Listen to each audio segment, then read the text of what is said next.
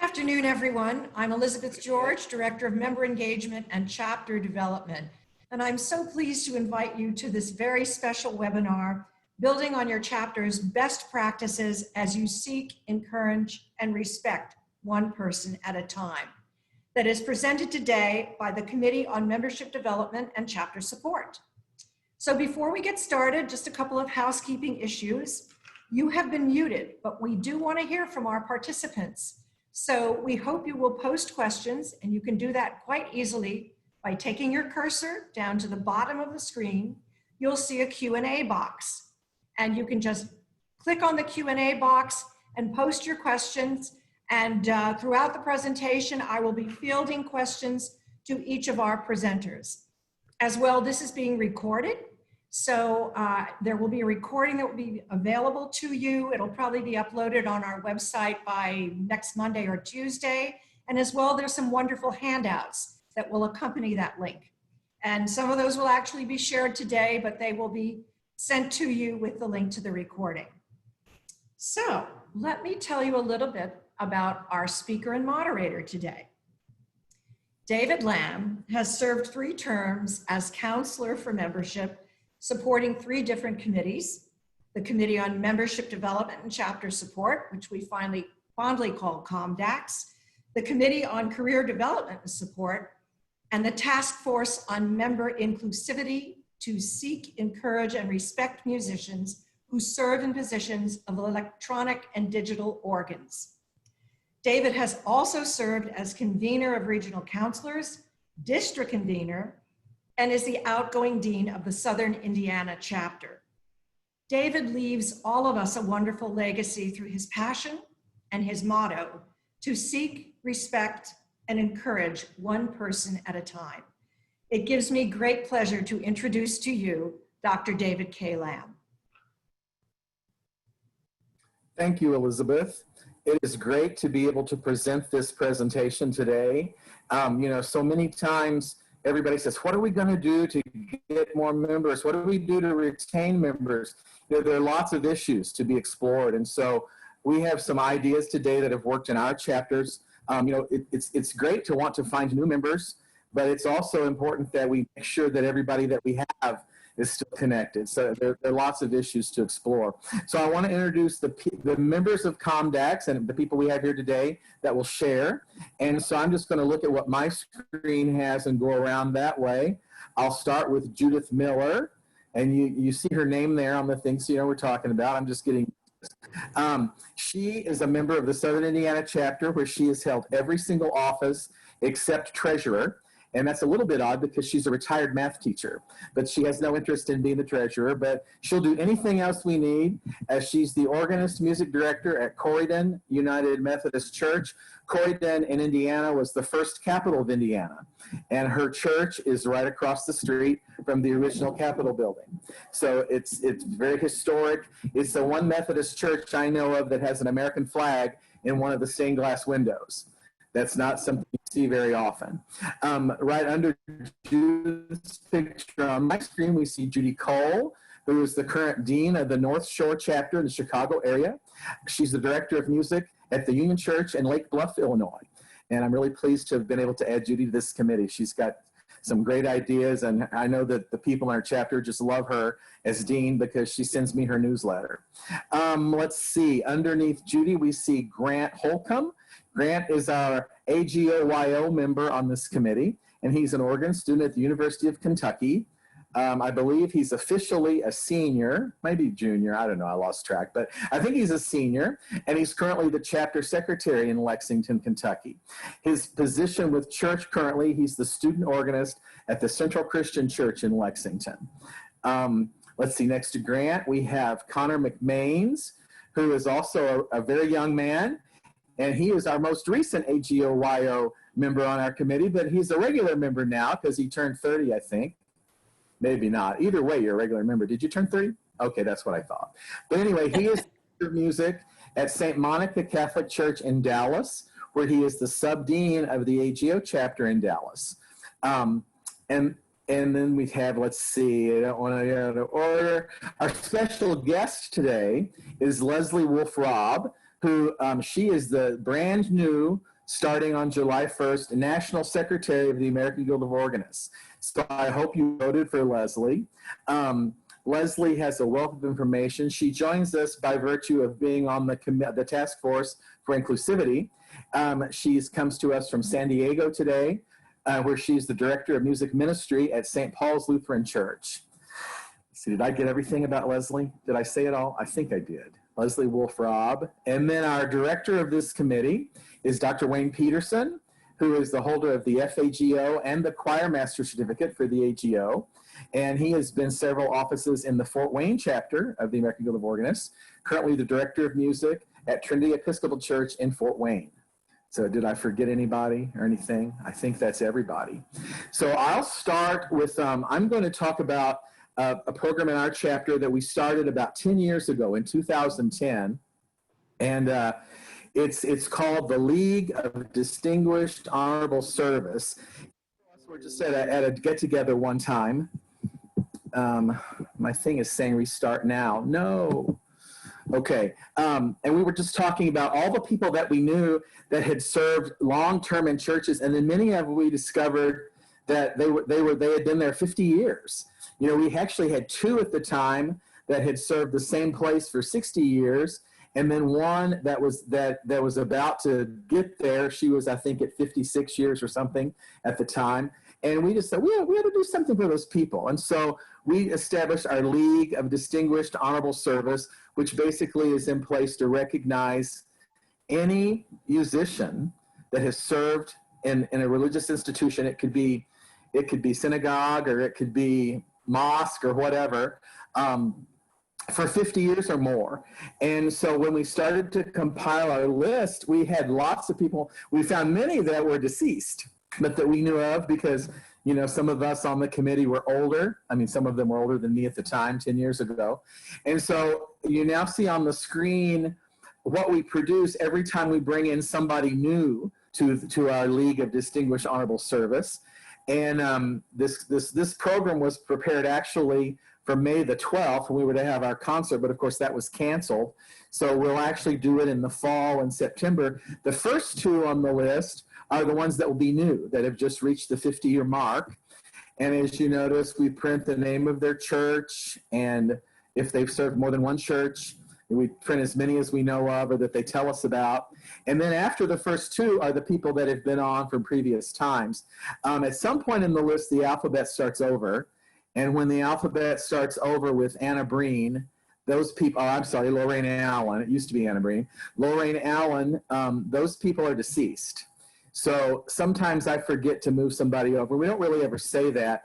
But my point of doing that is I want the people who might be sitting there in the room to be the first and have the first recognition, just because they're there. Because the whole point is to offer recognition to people and make them feel great about what they've done. So our first program was a Fare Requiem performance with a couple of church choirs combined. And we invited family members, and every musician that was there received a red rose. But then we had a white rose for the people who were deceased if their family members were there. It just brought more energy than you can imagine, you know, honoring all these people and having their family members there. And everybody just got to feel like they'd done something really great. And so we don't always do a choral work. Sometimes it just happens to be maybe a recital or whatever happens to be happening when we have somebody to add. We do about once a year, add somebody new. So actually, Miss Miller, who you see on the screen there, Judy Miller, she is on that list. I don't know if you noticed or not. And she actually has served the same church for more than 50 years. So that's pretty cool. She actually attained the 50-year mark before the 50-year mark at the church. But didn't you wait until it was 50 years at the church to actually be on the list? Yeah, and her pastor was there to honor her. So it's just a great thing to recognize people. So next I'd like to introduce Judith Miller, and she's going to tell you about something else we do to honor people and recognize people. Well, one of our best practices in the Southern Indiana chapter is the Soaring Eagle Emerging Artists Series. And this series features rising stars in the organ world and gives them financial and professional support. A concert in the series recognizes a promising young concert artist showcased in a concert presented on the historic Hook and Hastings Aeolian Skinner pipe organ, located in St. John Presbyterian Church, New Albany, Indiana. We generally have 2 concerts in this series a year, one in the fall and one in the spring. These concerts were created and underwritten by a generous donor from our chapter. And one of our talented young artists who's going to be featured in our series will be Grant Holcomb, who is one of our panelists today. So we are looking forward to his concert next May. There's another dimension to these concerts.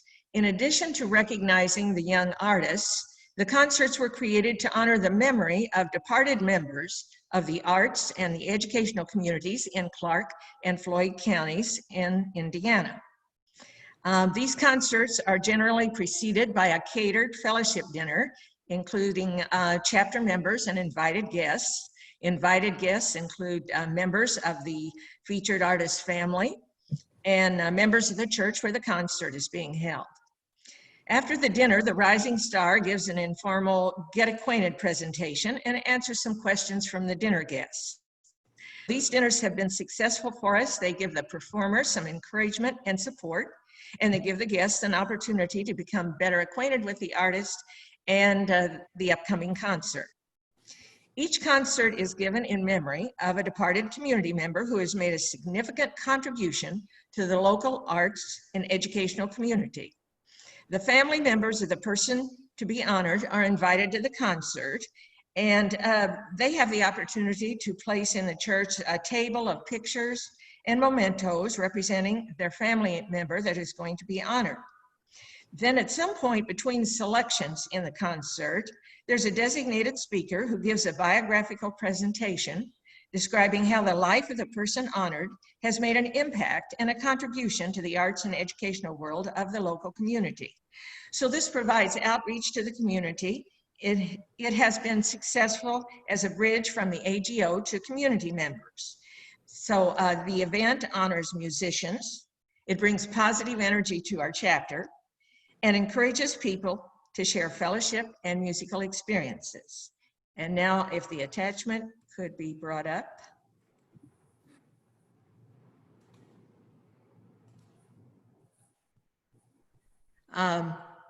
So this is one of our projected concerts, and you will see a list of all the concerts that we have had in the past. So far, we have had 18 concerts in this series. Then it includes a biography of the person who is being honored by this concert. It also includes a biography of the guest artist who is going to be playing. And it lists the selections that the person will be playing and the organ specifications and some history of the organ there at the church. We have found this to be an effective, ongoing series of programs for our Southern Indiana chapter, and we have, at the present time, 51 members in our chapter. Thank you. All right, thank you, Judith. Next, we will hear from Connor McMains from Dallas. Hi there. So again, my name is Connor McMains.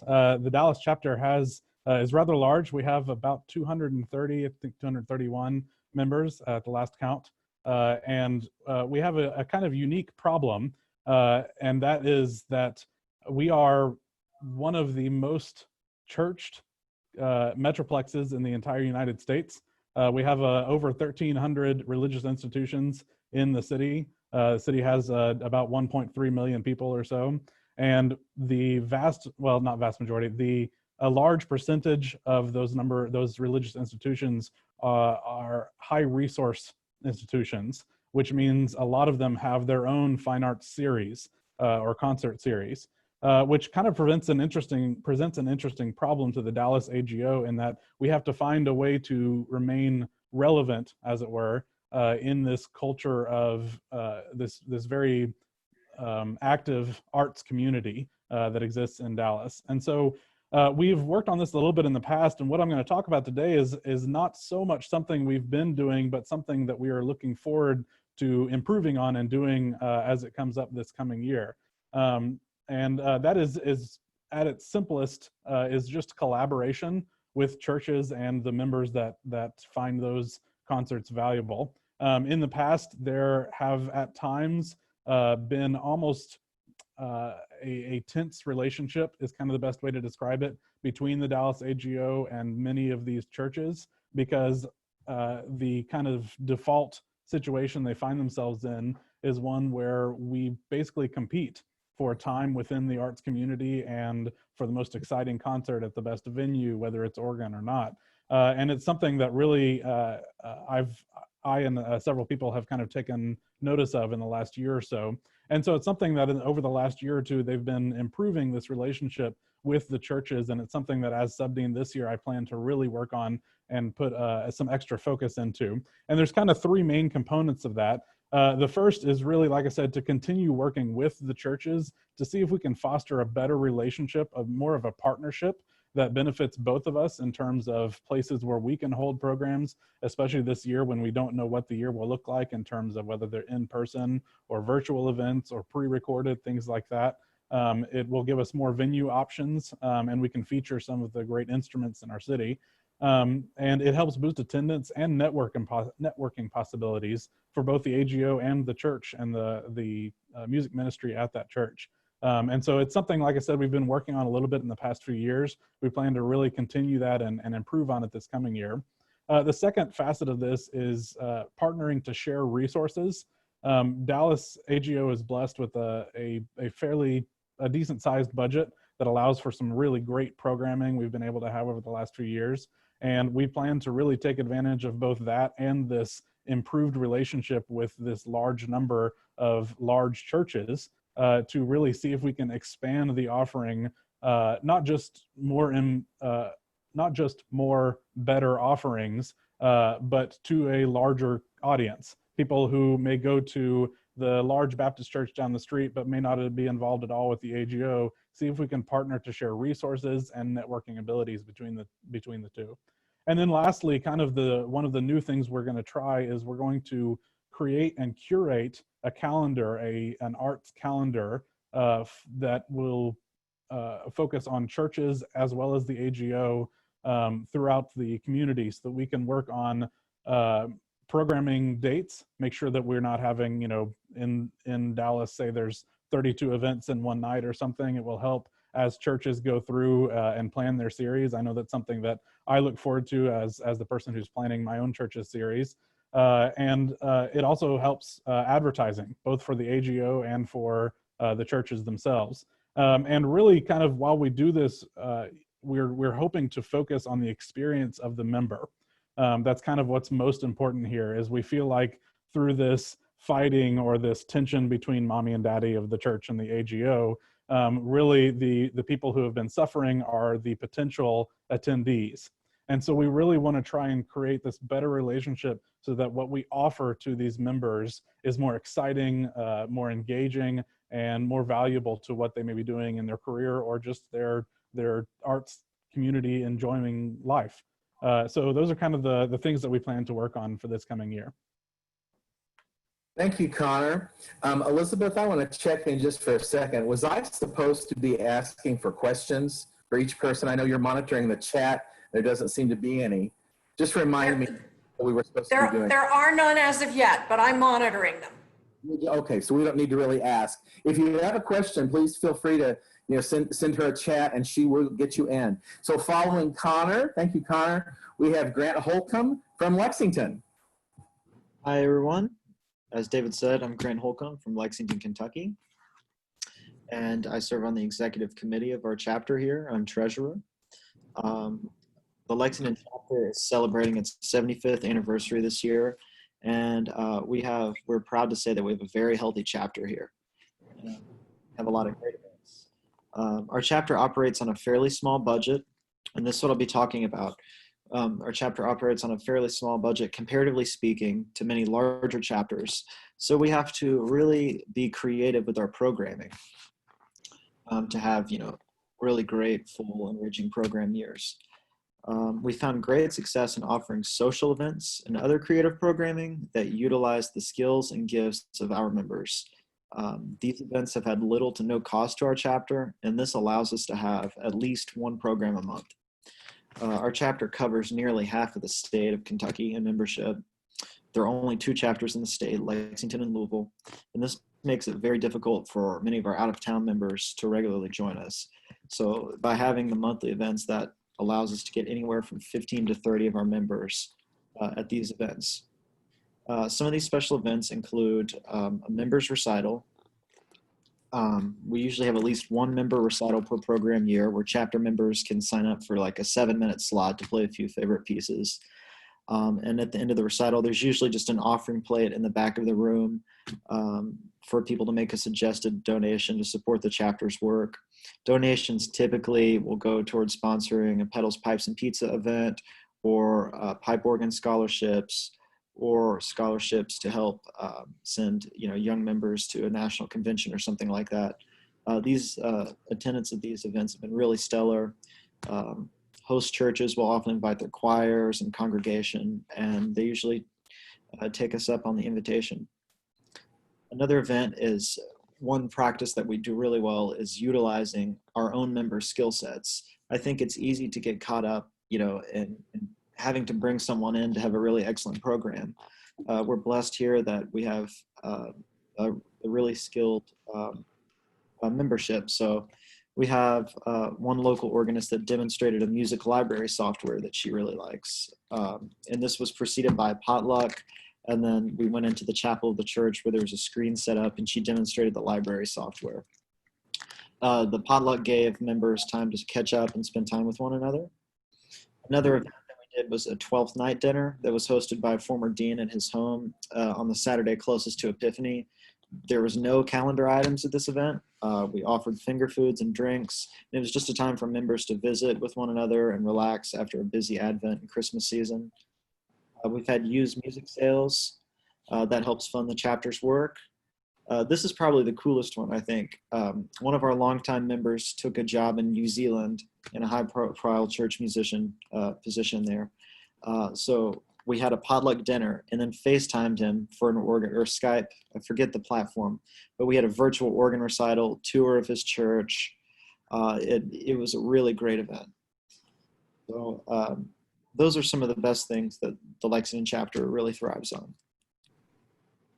Thank you, Grant. That brings us to Wayne Peterson from Fort Wayne.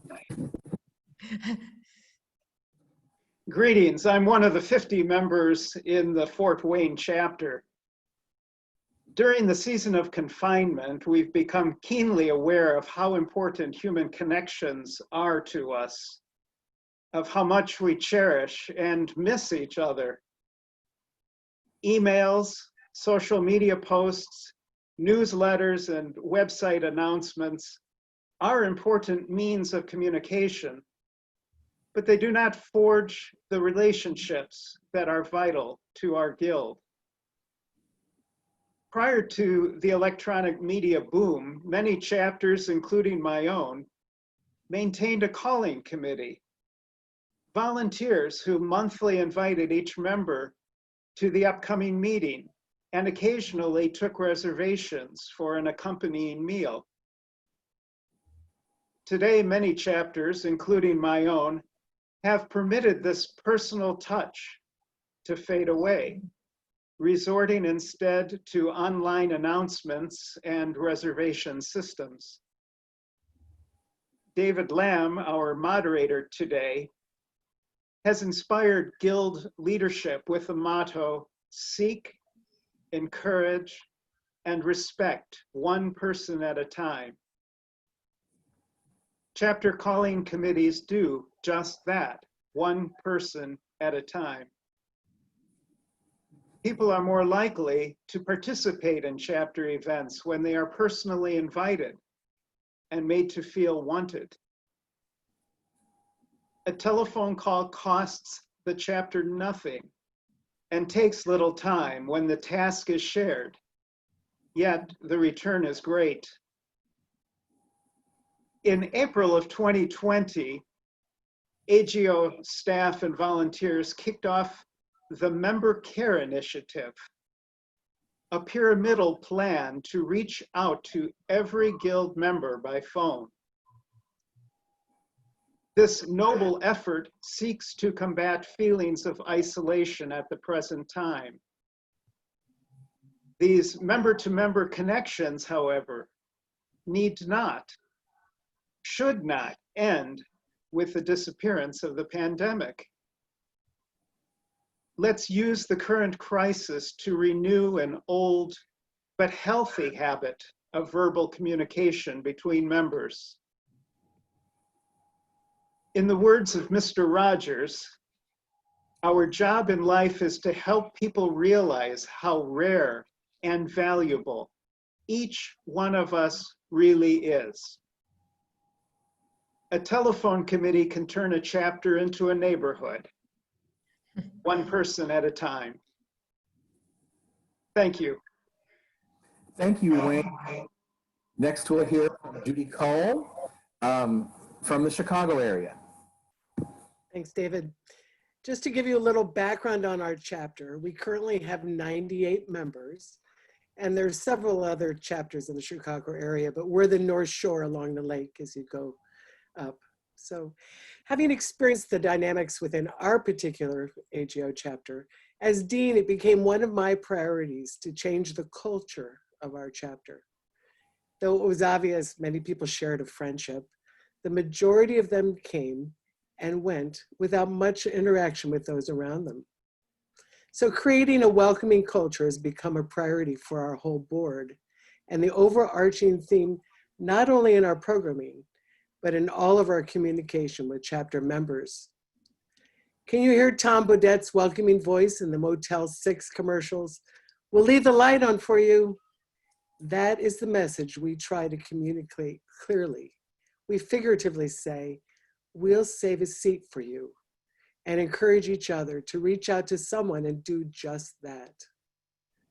The former Prime Minister of England, Theresa May, appointed a minister of loneliness to her cabinet.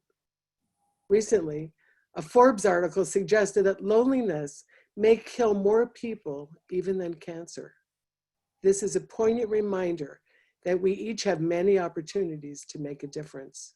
And what better community to do this than with friends who mutually love the organ? Well, in the busyness of life, it's easy to make the decision to skip a chapter event. We see the trend of decreasing AGO membership. I recently read that these days people tend to stay connected to organizations or to individuals only as long as they're meeting one's need and at as an acceptable cost to that person. In other words, when the benefits diminish or we don't feel a personal connection, we cut our losses and we drop that relationship. Within AGO, this could mean gradually making the decision not to attend chapter events, or ultimately dropping membership altogether. That personal touch is vital to the success of a connection. This is true at any age, but it seems especially true with the Agoya generation. I have 4 children under 30. They are keenly aware of time and the value of money, and are very discriminating when it comes to spending either of these. More and more, if our chapter members don't feel valued and don't connect, they'll find another place that meets that need.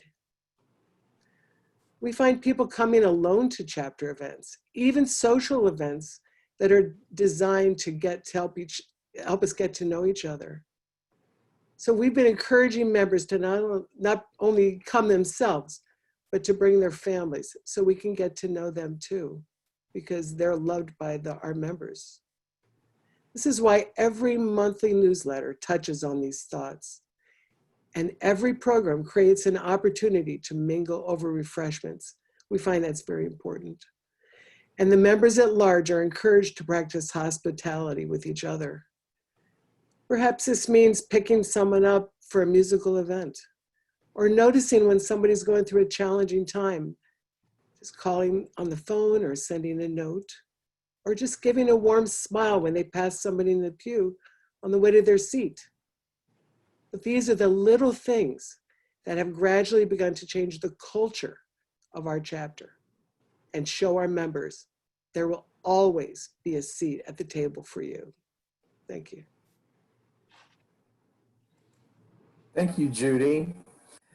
That brings us to Leslie Wolf-Robb, who is our special guest today to our committee. Thank you, David. I'm from the San Diego chapter. I'm a native San Diegan, and I've been a member of the same chapter my entire career. We have about 120 members currently. And the foundations of our chapter's best practices are, in the words of our dean, Chris Cook, identifying who our chapter is, identifying what is working, identifying what could be better, and working to ensure that everyone feels welcome and included. For many years, our chapter had very standard operating procedures with the traditional officers and 6 members at large. Members at large, though often eager to be involved in the beginning of their terms, often drifted away over time because they had no defined roles or responsibilities. Several years ago, we totally revised our chapter operating procedures and eliminated the members at large completely, replacing them with positions that had defined roles and responsibilities. In addition to having a dean, a subdean, secretary, treasurer, and registrar, we have the following: a membership coordinator. This person is responsible for activities focused on recruiting and retaining chapter members. We have a hospitality coordinator. The hospitality coordinator is responsible for creating a welcoming environment at all chapter events. We have a chapter life coordinator. This person shares stories and significant events from the lives of chapter members. We have a newsletter editor and webmaster responsible for both our newsletter and our chapter website. An education coordinator, a role I currently fill, responsible for student activities, including our annual scholarship auditions and student recitals, as well as maintaining collections of used music and organ shoes for organ students and new organists, and assisting the program committee with planning educational events. We have a placement coordinator who takes job listings from churches and maintains our list of substitute musicians. In identifying what works and what could be better, for us, this meant talking with all of our members, not just those who regularly attend chapter events, and getting to know them. We've done this through focus groups, reaching out to organists in our area who aren't yet members, and meeting for one-on-one get-togethers for coffee or lunch with organists who aren't yet members, as well as members who haven't been active recently. This has given people the opportunity to talk about what kinds of programs and activities they would like to have us present. One of the most unique suggestions from a recent focus group was a request for a means of sharing pieces in progress. They were interested in sharing and discussing their work in progress on a piece rather than waiting until it was perfected and performing it on a recital. The group felt that this would be encouraging and motivating and would show that everyone has to work to prepare new pieces. As we work to ensure that everyone feels welcome and included, I think of my early years in the AGO. My first church job was for a small congregation, and the organ was a Con 721 2-manual electronic instruments. Digital organs hadn't yet been developed. I found that others looked down on the instrument and me for playing it, and learned quickly that when asked, what kind of organ does your church have, the best response was, it's a small 2-manual, followed by a quick change of subject. I'm thankful that the Guild is more inclusive now, but we still have room to grow. Ensuring that everyone feels welcome, included, and valued means inviting new people into our conversations at events rather than just staying in groups with our friends. It means respecting and welcoming everyone, regardless of what kind of organ they play, how large their music program is, whether they're paid or a volunteer, or what music degree they have or do not have. It means learning what those new to you are interested in, working on, or struggling with, and what they have to share. It means using our newsletter and social media platforms to showcase member performances, life events, and achievements, as well as providing resources for members. Jane Silver, former CEO of Canonical Limited, said, "The difference between diversity and inclusion is the difference between being invited to a house and being able to rearrange the furniture." For our chapter, that means encouraging new people to get involved in small ways and recognizing that everyone has knowledge and gifts to share. It's our job as chapter leaders and members to get to know everyone, to find out what their interests and gifts are, and to celebrate those gifts and encourage them to use them. Comedian Bill Crawford said, "Diversity, or the state of being different, isn't the same as inclusion. One is the description of what is, while the other describes a style of interaction essential to effective teams and organizations." As leaders in our chapters, we need to set an example of respect, welcome, and inclusion. To quote Bill Crawford again, leaders should interact with everyone in their organization as if the interaction was being recorded and used as a training film on how to treat colleagues, coworkers, and customers.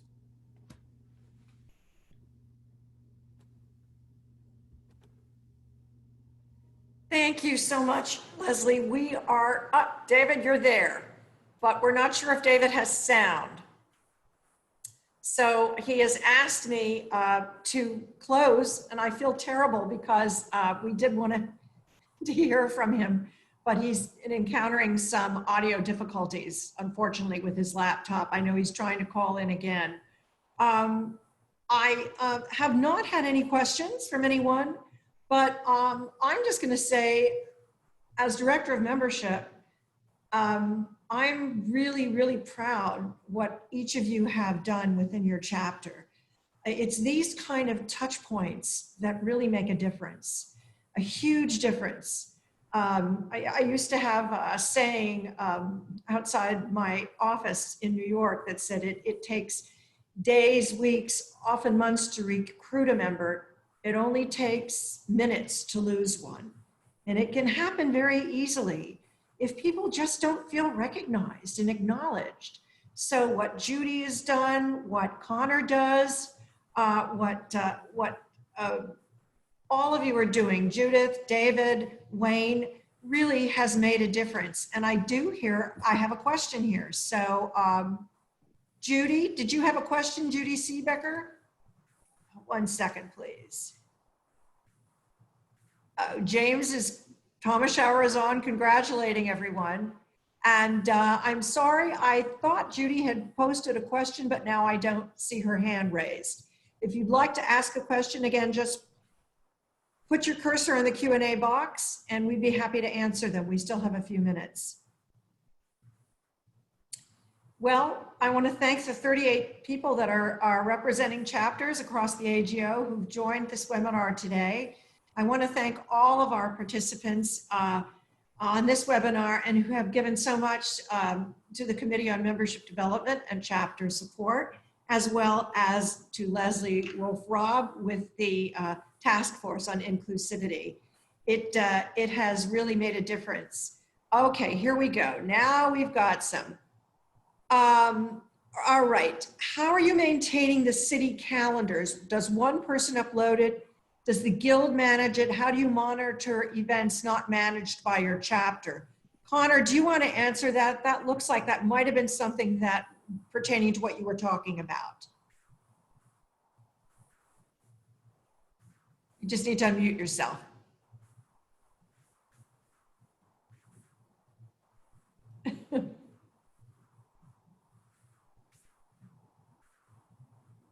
Well, he's trying. I'm going to say you suggested something really great, which would be to have a calendar on the AGO that really shares each month what each chapter is doing. And I think this is going to become even more critical as we are working more with virtual meetings. David. Judy, did you want to say something? I was just going to say that we have a joint calendar between all of our AGO chapters. And that's really helpful. And we have one webmaster that controls everything. So we're really supporting all the chapters and not competing. Talking about chapters in your region? Yeah, and that's a whole new thing. We were competing, I feel, psychologically, but now we're all advertising everybody's events. And it's not haphazard. They are every month consistently. So that's really helped this year. That's great. And I'm so sorry that Connor could not unmute himself. I've done it, but I simply am unable to do that. You've got to try to do it yourself. Connor, I'm so sorry. Let me see if there are any other good questions here. There we go. Great presentations. Can you hear me now? We can hear Connor now. You may not be able to see Connor. me. I don't know why you can't see me, but you can hear me. Sorry, Okay. yeah, I'm also having computer issues. I don't know why, but at least you can hear me now. Yes, so could you repeat that question one more time? I'm sorry, I was working with my computer here. The question was really to find out how are you sharing, when you were talking about what you were going to be doing collectively with the other churches, are you trying to put this all on a city calendar? How are you going to kind of keep track of what everybody's doing? Yeah, so it's going to be a process. We have a new webmaster, and we're working with new communications people and everything. And we're really just going to kind of start the process of creating basically a master calendar. It will primarily focus on AGO sponsored or hosted or partnered events instead of just our RTA and our recital series, things like that. It'll be more of a partnered event kind of thing. And just like many chapters have where people submit things to either a newsletter or an email that goes out regularly, it'll be a similar kind of thing, but it'll be one centralized location, hopefully on our website, so that one of the key factors, which I mentioned, is that people, as they're planning their series or their concert series, can go in and look and say, oh, well, there's a dozen other events happening this same time. Maybe I can find a way to make mine a week later or something like that. So we don't have so many conflicts. We're not quite competing with each other like we have before. So the goal is eventually, yes, a centralized calendar that is hosted and kind of curated by our webmaster and our communications people. But we recognize it's going to be a long process. We just really want to start work on that to kind of get away from the at times tense relationship we've had with churches in the past. Thank you, Connor. So Nancy Siebert did have what I'm assuming is a question for each of you to share. How do you communicate with your members? What social media do you do? How many emails do you send out reminding people of events? Is it on your website? Is it in your newsletter? So why don't we go around and ask that. Judith, I'm going to unmute you and start with you. Can you tell me what's done in the Southern Indiana chapter? Well, at the present time, we mainly communicate by emails. I did call everyone during the month of April. Wonderful. Care call. Great. Do you use a Facebook page? No, we do not at this time. Okay. Okay. Well, we found that that's good, particularly for chapters that may not have the budget for a website. A Facebook page can take the place of that and be very engaging and supportive. Judy, what do you do at the North Shore chapter? How do you communicate? Yes, we have a newsletter every month called The Overtones. And then we send out through Constant Contact any event, weeks in advance, and then a couple days before. We have Facebook and Twitter and Instagram.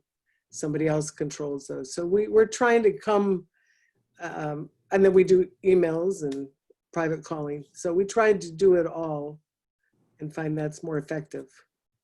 So really designating someone to handle the social media is I think, critical, isn't it, in order to be successful with that? So somebody on our board takes care of that. His role. Okay, great. Really has that role. I do the newsletter. And it's a beautiful newsletter. I look forward to your Dean's message every single month. I can't wait to read it. Leslie, can you unmute yourself? Sure. I would love to hear what San Diego does as far as the channels of communication. We actually started this year having not just one, but 2 newsletter issues a month. The first one is our primary one that announces upcoming events, and the second one usually has some educational content as well as things about scholarship auditions and student recitals. Those, like Judy's, are sent through Constant Contact via email, although we still have several members who do not have email access, and we print it out for them. Then we use Facebook not only to promote chapter events, but to promote member achievements. We recently had a member receive an award from an arts organization for his work with a local choir that he's the director of, and we talked about that on Facebook. Member has a new baby or gets married, we put that on Facebook too. We think it's important to celebrate not only the musical achievements, but also life events. We haven't yet started Twitter, but that may be on the docket in the future. And like some of the others during this time of the pandemic, we really made an effort by dividing up names amongst several members of the board to call every single member in our chapter and touch base and make sure they were doing okay.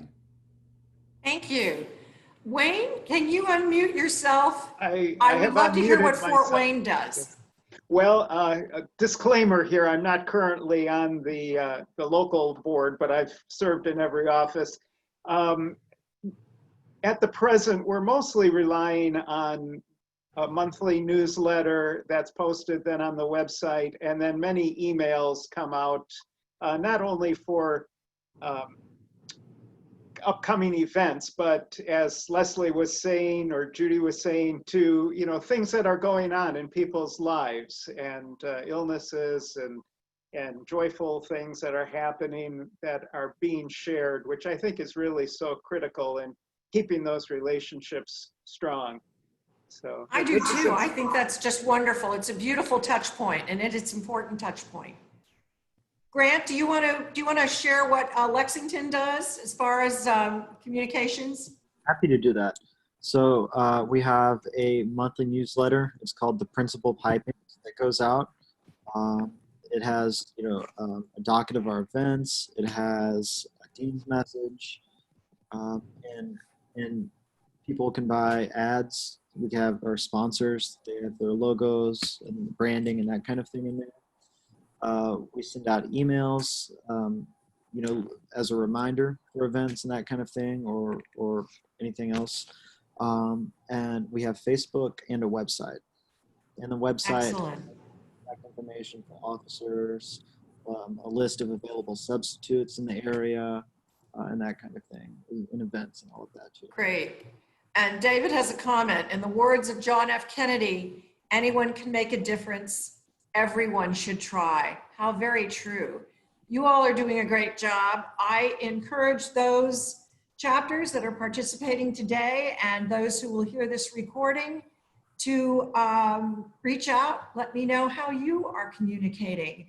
And you've given me all an idea that I think we need to start some kind of master calendar in the chapter area of our website where we can start putting up what you all are doing. And as we said in our Subdean's Town Hall meeting on earlier this week, collaboration is going to be critical, particularly if we can't meet. So the goal is to create an online library of recordings and workshops that you can share with each other. And I look forward to hearing from you as you plan these things. And I did have one question. How many are watching the webinar? Live, we have 35. I know once this recording is set out, we might have another 285, who knows? But in any way, any case, I'm gonna close. David, I feel so badly that your sound stopped.